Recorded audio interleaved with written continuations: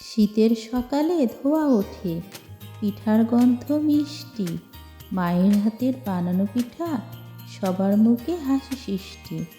খেজুর গুড়ের মধুর স্বাদ, চালের গুঁড়ো মাখা, শীতের পিঠা ঘিরে আছে স্মৃতিমন ভালোবাসা।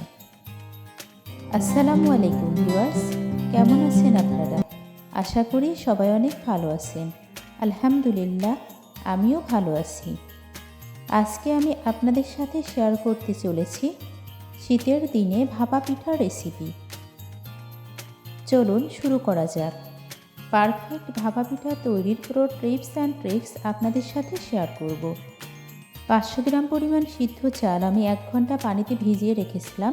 চালগুলাকে পানি থেকে ছেঁকে আমি পুরোপুরি পানিটা শুকিয়ে নিয়েছি।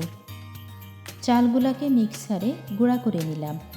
আপনারা চাইলে শিলপাটাতেও বেটে নিতে পারেন, তবে শিলপাটাতে বাটলে একটু কষ্ট হবে, তাছাড়া টাইমটাও কিন্তু বেশি লাগবে।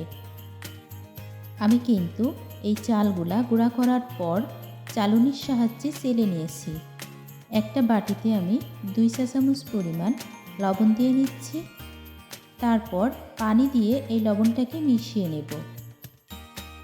মেশানো হয়ে গেলে লবণ এবং পানির এই মিশ্রণটা অল্প অল্প করে আমি চাউলের গুঁড়ার মধ্যে মিশাতে থাকব। তারপর হাতের সাহায্যে খুব ভালোভাবে মিক্সড করে নেব।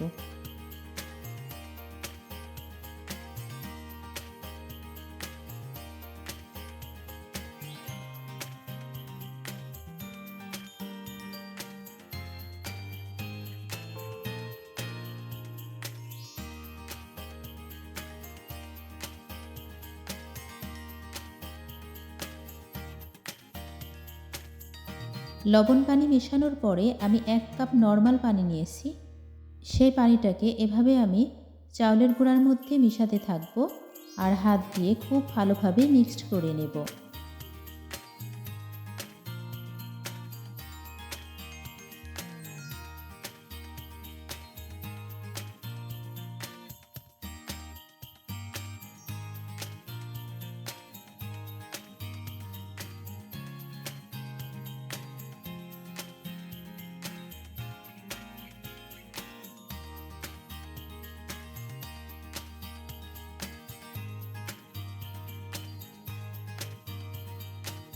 এখন আমি হাত দিয়ে একটু মুঠো করে দেখতেছি,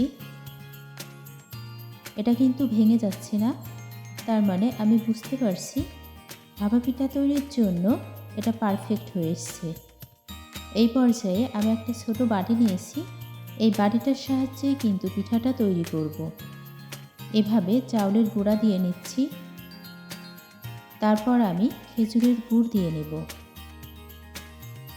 খেজুরের গুড়টা কিন্তু অনেক বেশি দারুণ, যতটা কালারফুল খেতেও কিন্তু অনেক টেস্টি, আর গন্ধটাও কিন্তু খুব সুন্দর।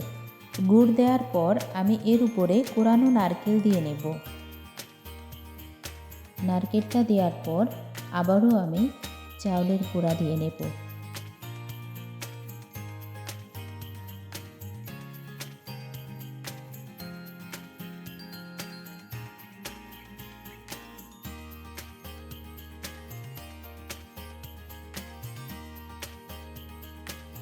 ঠিক একইভাবে আমি আবারও খেজুরের গুড় দিয়ে নিচ্ছি। তারপর আবার এর উপর নারকেল দিয়ে নেব।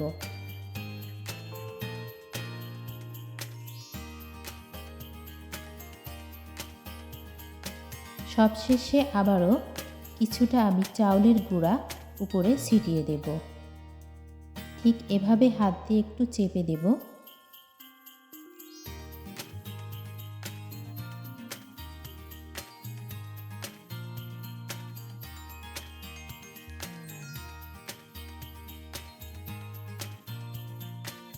সাদা রঙের একটা পরিষ্কার কাপড় নিয়েছি, সেই কাপড়টা এভাবে দিয়ে নিলাম।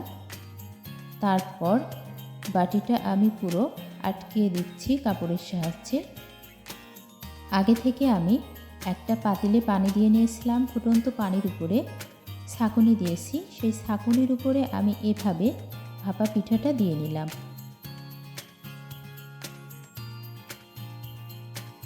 বাটিটাকে আলতোভাবে উঠিয়ে নিলাম। 5 মিনিটের জন্য আমি এটা ভাপ দিয়ে নেব। ফিরে আসবো 5 মিনিট পর। এই পর্যায়ে একটা ঢাকনা দিয়ে আটকিয়ে দিলাম। ফিরে আসলাম 5 মিনিট পর। এখন আমি ভাপা পিঠাটাকে উঠিয়ে নেব।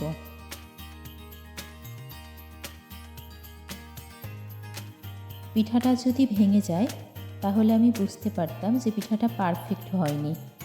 অবশ্যই পিঠাটা পারফেক্ট হয়েছে। আমি আবারও একই প্রসেসিংয়ে আরেকটা পিঠা তৈরি করে নিচ্ছি। আপনাদের বোঝার সুবিধার্থে আমি আরেকটা পিঠা বানিয়ে দেখিয়ে দিচ্ছি।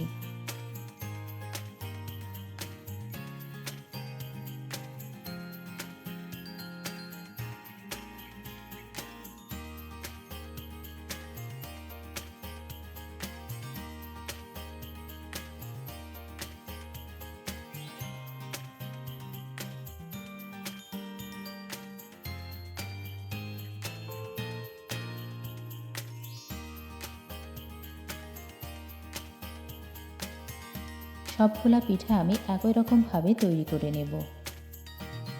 পিঠাগুলো বানিয়ে নিলাম। কতটা দারুণ হয়েছে অবশ্যই পিঠাগুলো দেখেই বোঝা যাচ্ছে। খেতে কিন্তু অসম্ভব মজা হয়েছিল এই ভাপা পিঠাগুলা। আপনারা যারা ভাপা পিঠা তৈরি করতে পারেন না, আমার এই রেসিপি ফলো করে যদি ভাপা পিঠা তৈরি করেন অবশ্যই পারফেক্ট ভাপা পিঠা তৈরি করে নিতে পারবেন।